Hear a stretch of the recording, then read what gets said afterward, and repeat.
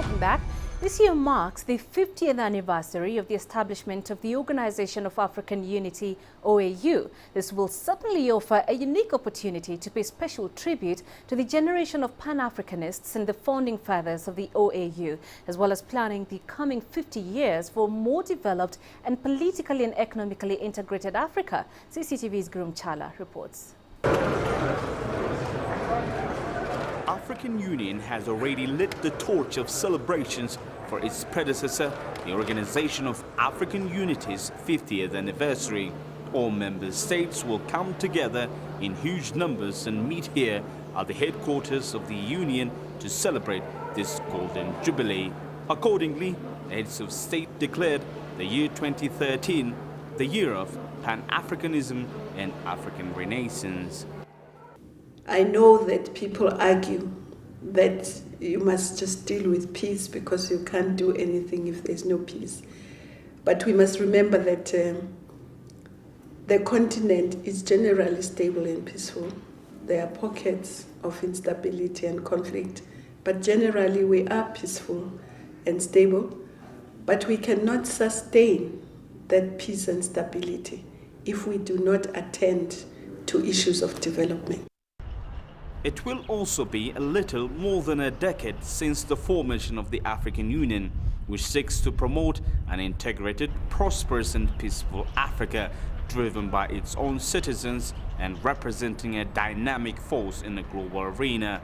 The anniversary is expected to facilitate and celebrate African narrative of past, present and future that will enthuse and energize the African population and use their constructive energy to accelerate a forward-looking agenda of Pan-Africanism and Renaissance in the 21st century. For the last 50 years, Africa has traveled the road of development, integration, peace and security in the continent, and many other aspects, facets of life. And so this is a good moment for Africa to say, where should we have been?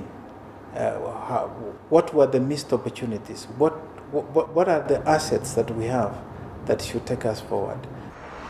Many believe the celebration of the 50th anniversary of the Continental Organization provides a unique opportunity and comes at a moment when Africa is on the rise and must therefore build its confidence in its future.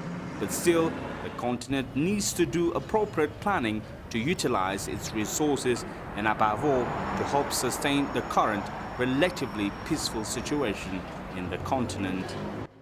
The winding down of these wars and conflicts largely is because of the efforts of the African people themselves and also the efforts of regional organization, and more importantly because of the effort of the African Union.